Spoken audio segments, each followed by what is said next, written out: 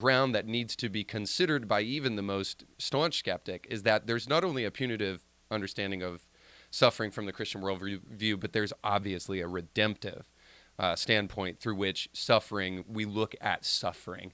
And so I think about Bertrand Russell's quote, which I'm sure you're familiar with, where he said, "Who's sitting next to the bed of a child who is dying could say that they actually believe in God?"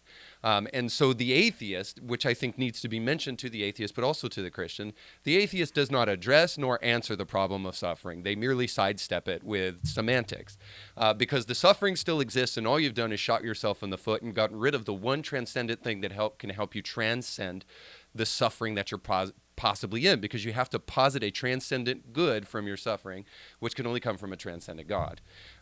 So what is, in your mind, the redemptive purpose of suffering? And beyond the punitive aspects of suffering, what good does God bring out of suffering? Well, that's a good question. Before let me go back to addressing Bertrand Russell. I thought that particular quote was funny. I laugh a little bit at that, and I'll tell you why. Atheist Sam Harris, and I quote this in my book, Immortal, How the Fear of Death Drives Us and What We Can Do About It. I quote atheist Sam Harris, who says, "There's no better answer than to tell someone who's lost a loved one," and he even says a little child, than to say that child's going to be in heaven.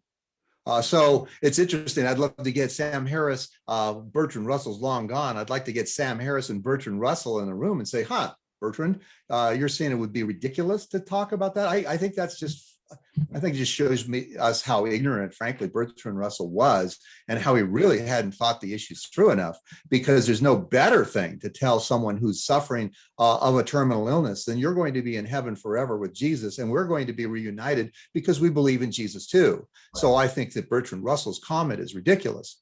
And by the way, in my book, Immortal, I quote many atheists who agree that if Christianity were true, that it absolutely offers the best answer to the fear of death.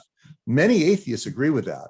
And so that's just ridiculous. Anyway, the redemptive value of suffering is, first of all, suffering makes us insecure about this world.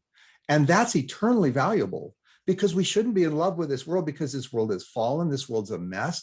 People are raping and torturing and murdering each other in large numbers. We shouldn't be in love with this world. And God wants to point us to something else. And also what we're learning here. And here's perhaps the biggest thing of all. There's many. I wrote an encyclopedia article in the Encyclopedia for Christian Civilization. I think I came up with 10 different ways that God uses suffering in our lives.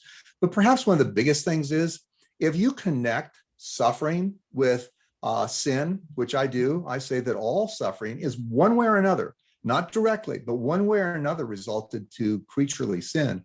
If you connect all suffering with sin, this is eternally valuable knowledge, so that God can bring us into his eternal kingdom, where we can live forever in his eternal kingdom, still have free will, and yet not sin. Why? Because we're learning here the stupidity of sin. We're learning here the stupidity of rebellion. And that's eternally valuable knowledge. You can catch brand new episodes of Indie Thinker with Reed Uberman every Monday, and weekly bonus episodes to keep you thinking throughout the week. But you have to subscribe and click the bell to be notified when new episodes drop. If you enjoy this content, make sure to like this video and share it with friends.